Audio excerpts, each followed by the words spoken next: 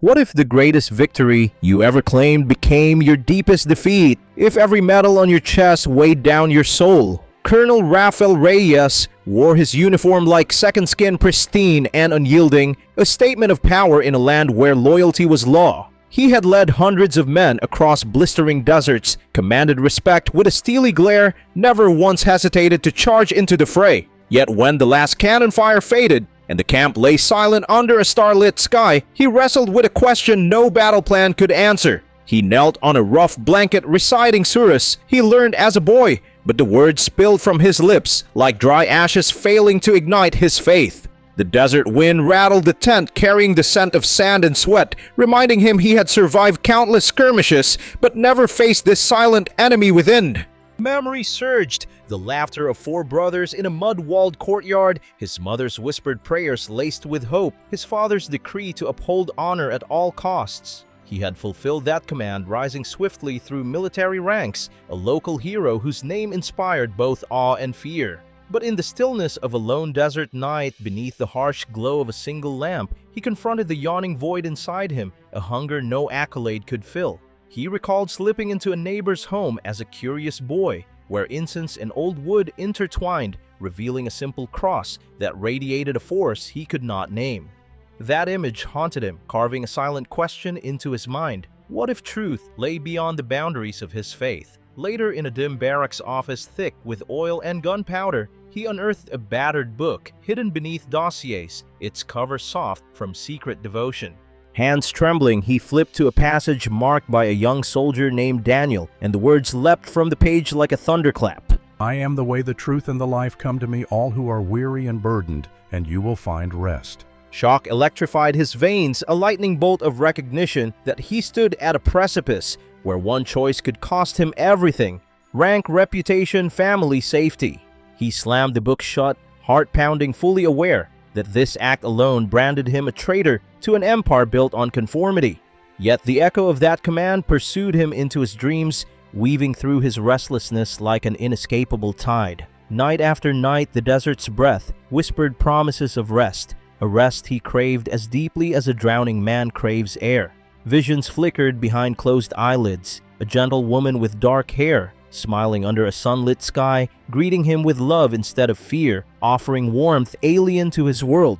He felt the pull of a power greater than any regiment, of force not measured in rank or firepower, but in compassion and sacrifice. Dawn found him restless, skin sticky with sweat and dust, the weight of his rifle now an anchor dragging his spirit toward deeper confusion. Each step back to the barracks carried a secret that could ignite revolution in his heart or cost him his life. He studied his soldiers with new eyes, noting the hollow precision of their prayers, their devotion heavy yet devoid of meaning. Only Daniel, clutching his Bible like a lifeline, seemed to carry a peace that eluded them all. As Colonel Reyes donned his insignia and prepared for another day of drills, he sensed a storm gathering within, a collision between the distant God of his youth and the Jesus he was only beginning to know. Now at the brink of a life-shattering decision, he must choose cling to the brittle safety of his past or leap into an abyss where life as he knew it will end and everything he truly needs awaits. What will you risk when a single whisper of truth reaches down into the depths of your soul? In the days that followed the thunderclap of that verse, Colonel Reyes could barely hold his rifle without trembling, the desert sun no longer fierce enough to distract him from the raging storm within. Every night, he lay on a thin cot in the outpost, heart pounding like war drums, haunted by the echo of a promise he could not yet grasp. One evening, after a long patrol under a blood-red sunset, he returned bruised and bone-tired every step, a reminder that no amount of victory could fill the emptiness in his chest. He lit a single lamp in his tent, the flame flickering against sand-blasted canvas, and with soul-shaking resolve, he whispered a prayer, not to Allah, but to the void he hoped was listening. What if you are real? He breathed into the stillness, voice cracking. If you exist, show me, for I am lost and desperate. The words hung in the air heavier than any ordnance he had ever carried, and then the desert night seemed to draw a deep, expectant breath. Sleep came in tremors, a restless fugue, where memories of childhood laughter and battlefield carnage interwove like ghosts in his mind's eye. Then in the deepest hour before dawn, his dreams coalesced into living color. He stood in a meadow so lush, it felt like a betrayal of the arid dunes he knew. A gentle breeze stirred the tall grass, carrying the scent of wildflowers and a promise of peace he had never tasted. Before him stood a figure robed in simple white face, radiant with warmth and eyes aflame with compassion, every fiber of his being exuding an authority that demanded surrender. Reyes dropped to his knees, uniform dusty and torn, tears streaming unbidden as awe and relief crashed through him like tidal waves. The figure spoke his name in a voice at once thunderous and intimate. "Raphael," it said, "your war is over. Your wounds are seen. Your heart is my home. Follow me, and you will find peace beyond all understanding, for my yoke is light and my burden is gentle." At those words, every chain of doubt and fear shattered. The weight on his shoulders dissolved into nothingness, and he felt himself lifted on currents of living water. He tried to speak, but his voice was lost in sobs of joyous surrender, a soldier broken free from the tyranny of his own strength. In that meadow, the sky above unfolded like a canvas of hope, and he sensed a battalion of unseen angels cheering his liberation, a host more real than any force he had ever commanded. When he awoke, the desert dawn was gray, and still yet inside him blazed a new sun, radiant and unquenchable, illuminating every shadow he had carried for decades. He rose from the cot with trembling resolve, the Bible under his arm, each step back to the barracks a pilgrimage toward a life he could no longer deny. Reyes tucked the pages against his heart, verses he had once read in secret, now burned like gospel fire in his veins, guiding him forward into a world he had been born to save. In the hush of that morning, the desert wind whispered assurances of rest, not the fleeting respite of sleep, but the enduring peace he had glimpsed beyond the veil of death. The battlefield within him had been won not by strategy or strength, but by a love that pierced the darkness and refused to let him go. The morning light found Colonel Reyes kneeling in his private prayer corner, the weight of his newfound peace giving way to a profound urgency. He could not ignore the pages of the Bible still warm from his touch, each verse a spark igniting a global alarm within his soul. He remembered the gentleness of that meadow vision, yet beneath the peace had pulsed a warning like distant thunder, a prophecy meant not for one man alone but for every heart and nation on the brink of ruin. As he traced his fingers along the margin where he first wrote Matthew 24, the words he had once skimmed in secrecy now bled with relentless clarity, foretelling wars and rumors of wars, nations rising against nations, famines and catastrophes as signals of a world turning away from true justice. That evening, under the same desert stars that had witnessed his transformation, Reyes opened his Bible to Mark 13 and pressed his forehead to the rough wood table. A soldier consumed not by strategy, but by a message that burned hotter than any desert sun. His vision returned not to the tranquil meadow, but to a panorama of trembling cities, leaders bowing to idols of power, children orphaned by conflicts birthed from human pride, and the earth groaning beneath the weight of greed. In that supernatural encounter, Jesus spoke in a voice that rumbled like the foundations of creation, each word an echo that carved through the darkness of humanity's arrogance. "Behold, for the world walks blindfolded toward its own destruction. Its leaders trust in weapons and influence rather than in me, and the cry of the oppressed rises up as smoke before my throne." Those words struck Reyes with the force of a prophecy, fulfilled in headlines he'd read and wars he'd waged, yet now reframed by the Creator's lament. He envisioned oil rigs blazing, nations straining each other's borders, the faces of refugee mothers etched with desperation, and he understood that this was not distant history, but an urgent summons. Every minefield he had once mapped out, every missile he had ever launched, now seemed like fuel for a blaze that threatened to consume the very hopes of future generations. The chill of that realization pressed against his heart, like a vice demanding a response more fearless than any battlefield charge. In a dreamlike sequence, he saw Jesus standing amid a sea of turmoil, his arms outstretched over soldiers and civilians alike, tears glistening in his eyes as he declared a final appeal to recalcitrant humanity. "Repent, for the hour of divine judgment draws near, and I stand at the door offering mercy to all who will turn from iniquity to my embrace, lest the earth be wrung dry by its own sin." The echo of that voice reverberated through Reyes's bones, leaving him trembling, a battle-hardened man, undone by the gravity of the cosmos, speaking through a carpenter's son. Awakening in a cold sweat, he realized that his mission transcended personal salvation. It was now a clarion call to the world's powers, military commanders, corporate titans, political figures, and every soul in the marketplace of ideas. He poured coffee as dawn broke, each drop a reminder that time raced on, and he could almost see the ticking clock of humanity's fate, every second stolen by apathy and arrogance. In the barracks corridor, he caught the reflection of his own medals in the window glass, a cruel silhouette of triumph that now he knew signified lives he might have destroyed. His uniform felt like a billboard for a dying creed, so he removed his cap and placed it reverently beside him, an unspoken vow to his king above all kings. Reyes's heart pounded with the burden of a messenger not equipped for peace talks or political maneuvering, yet he could not ignore the mandate etched in his spirit.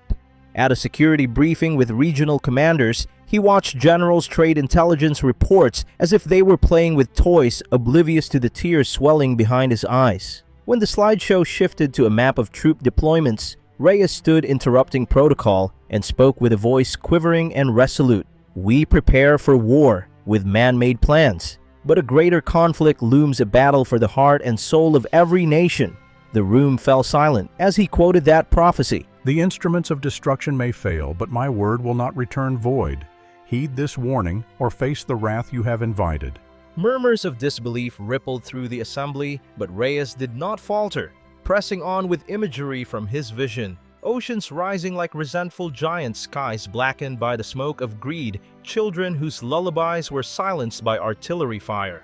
He laid down his dossier of troop readiness and held up the Bible, the leather cover creased with his secret prayers. This, he declared, is the strategy that can save us: humility, justice, compassion before all else. No radio transmissions captured the I awoke with my heart pounding, desert dawn painting the tent in harsh gold, and I knew nothing would ever be the same. The vision hadn't been a dream, it was a summons. I sat on the edge of my cot, Bible open on my lap, tears still wet on the pages. My uniform lay discarded, an emblem of a life I'd left behind.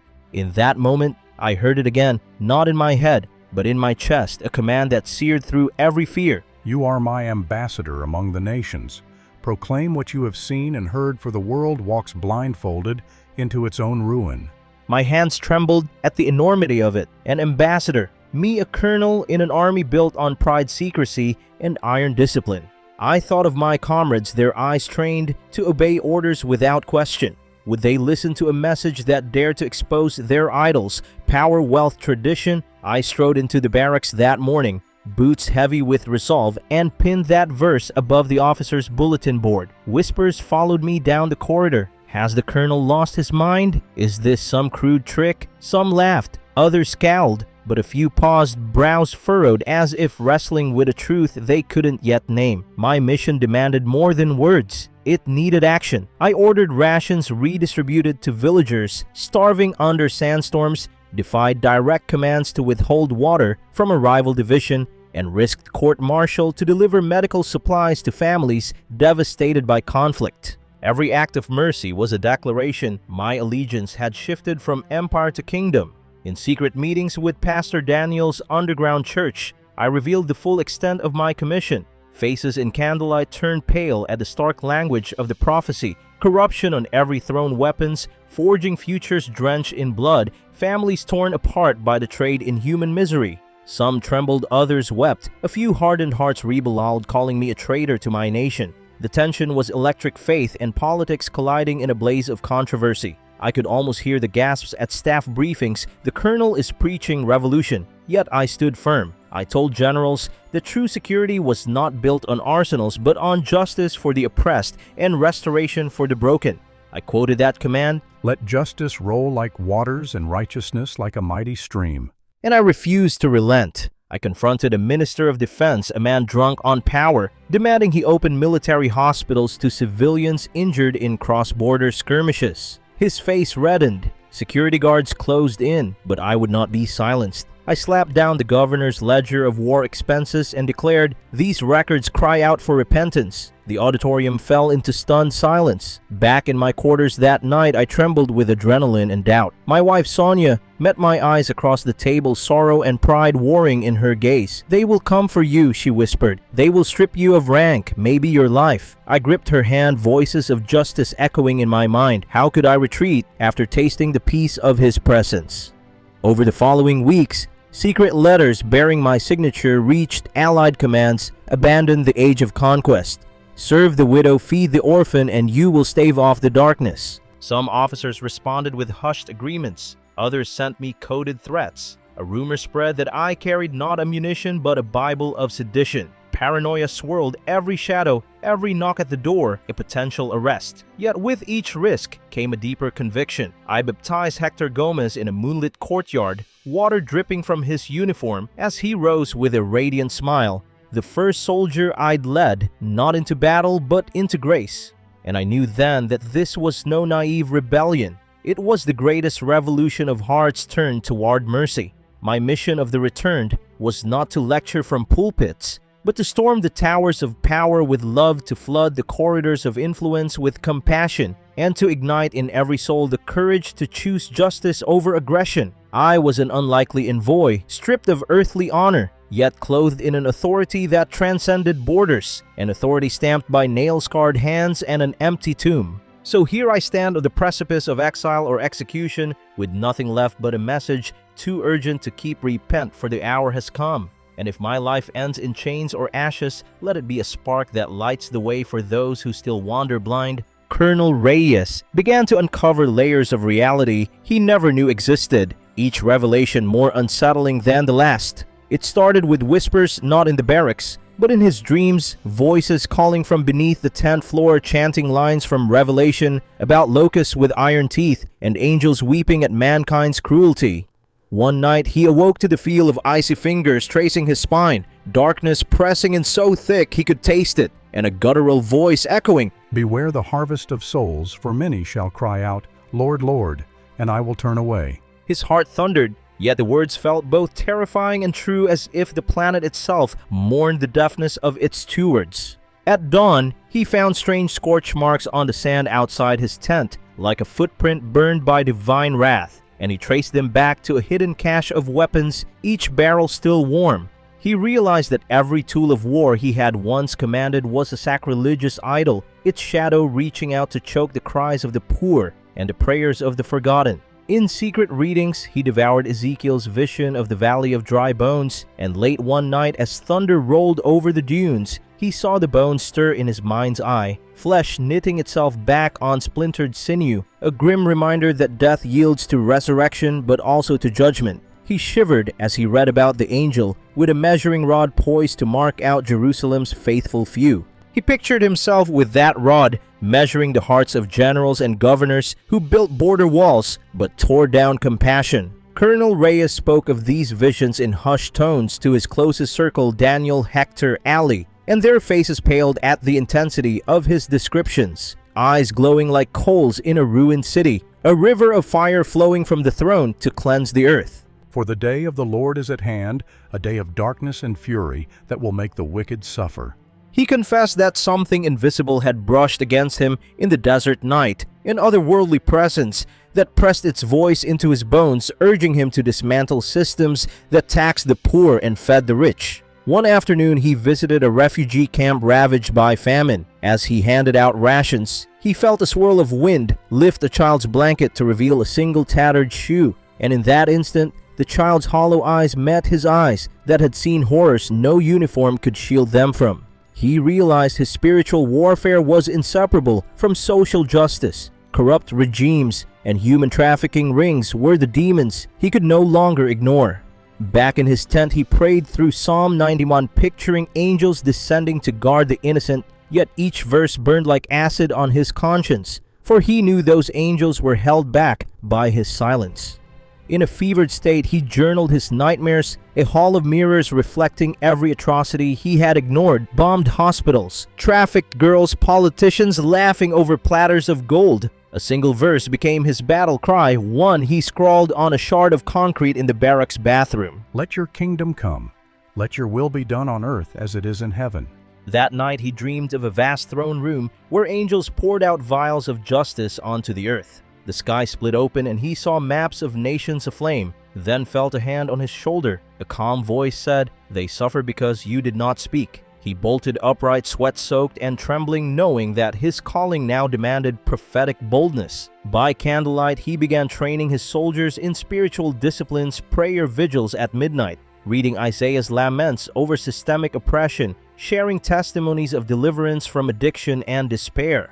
Each confession felt like an exorcism of apathy. They carried their Bibles into the desert, laid rifles on the sand, and listened as Reyes whispered the words, Whoever wants to save his life will lose it, but whoever loses his life for my sake will find it. The air crackled with anticipation, fear, and hope, all at once a foretaste of a conflict that transcended flesh and blood. Colonel Reyes emerged from those nights, transformed eyes sunken with the weight of vision, yet alight with a purpose no terror could extinguish. He had become a living testament that the deepest horrors yield to the fiercest love. Go back to the world, for I send you as my witness among nations to speak for the voiceless and defend the oppressed. Colonel Reyes opened his eyes to the familiar creak of the barracks floor, his uniform still damp from resurrection waters, and felt a tremor in his bones as if the desert itself had exhaled on his skin. He rose slowly, each muscle protesting the transition from supernatural heights back to mortal burdens, knowing that the peace he tasted in that vision was precious, yet fragile. By midday, he marched into inspection lines, crisp commands rolling off his tongue, but beneath the crisp facade lay a heart battered by the weight of the world's pain. In the alley beyond the barracks gate, he paused, confronted by a convoy of refugees trudging toward makeshift tents under a relentless sun, their haunted faces a portrait of wars he had once planned. His breath caught a surge of righteous indignation burning his throat, and he knew that redistributing bullets and rations could no longer satisfy the cries beneath their feet.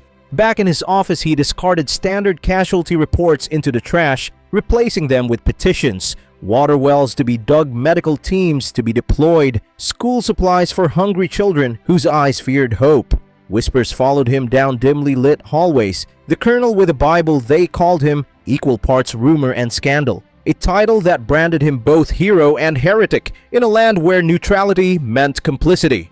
In the canteen, he watched soldiers choose extra rations for themselves, leaving mounds of rice untouched for families starving on the outskirts.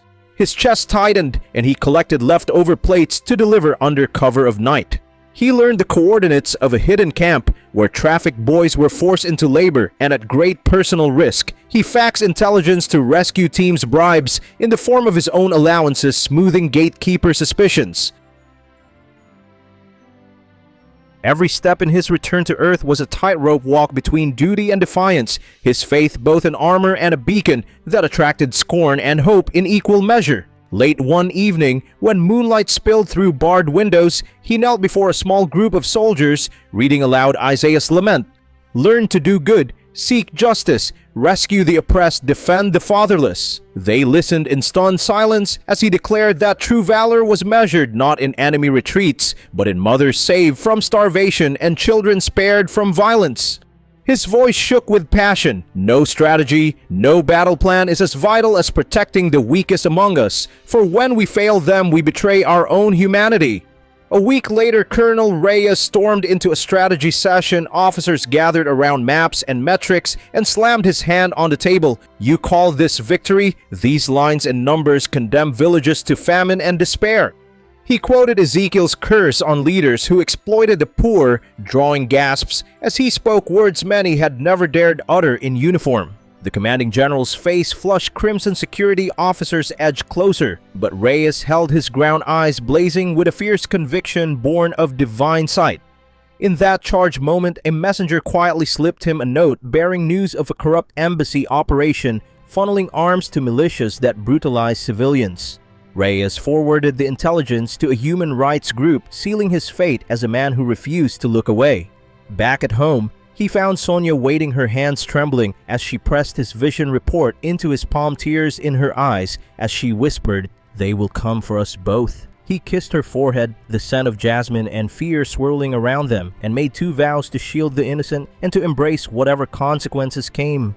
Dawn found him leading a convoy to a famine-stricken village. Tanks, replaced by tractors loaded with grain troops, turned into relief workers, a surreal image that spread through local media like wildfire. Authorities branded it an unauthorized operation, yet villagers lined the roads, their cheers rising above the drone of engines, their gratitude a testament that mercy could transcend orders. Over time, small cracks appeared in the system. Supply officers privately handed him medical packs. Junior officers volunteered to guard refugee tents instead of battle positions, and whispers of reform circulated in secret communiques. Colonel Reyes named these gestures spark fires, tiny embers of change that, fanned by faith, could ignite a revolution of compassion. He found himself drafting a manifesto. "We were forged for war, but reborn for justice. Our rifles must guard life, not steal it. Our hearts must fuel peace, not policy."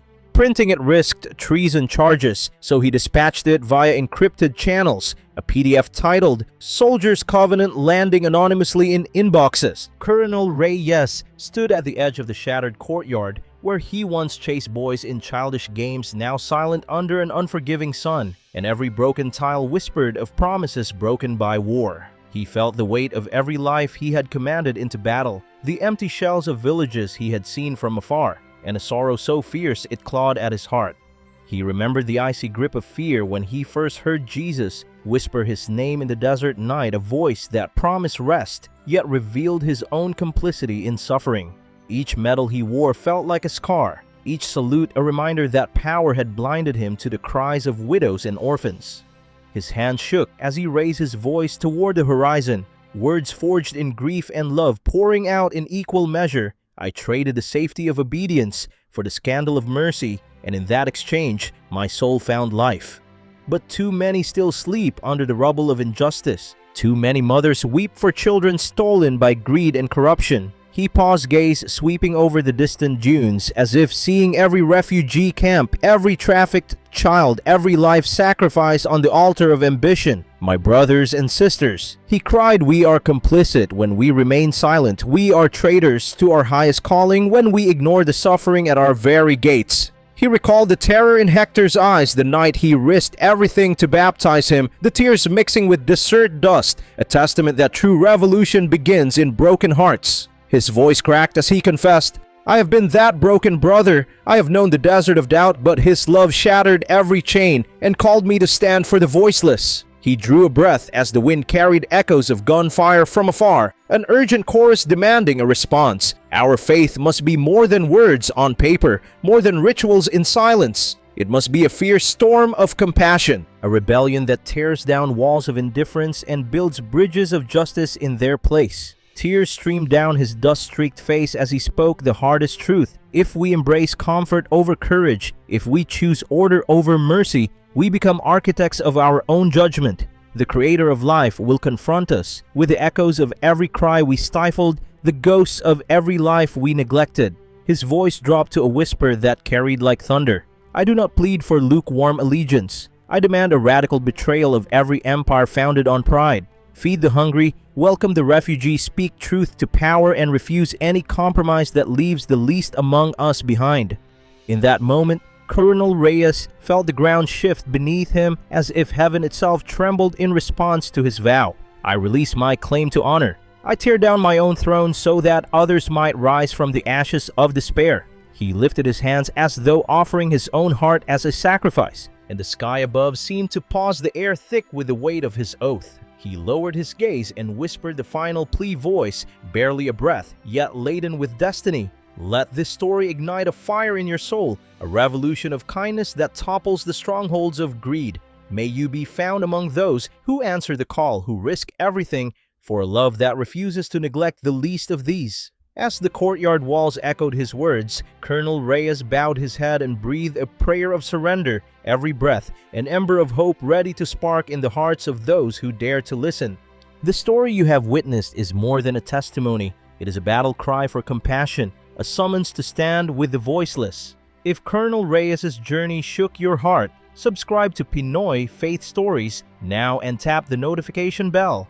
Leave a comment below. What injustice will you confront today? How will you choose mercy over indifference? Share this video with everyone you know. Let this message ignite courage in every Filipino home and community.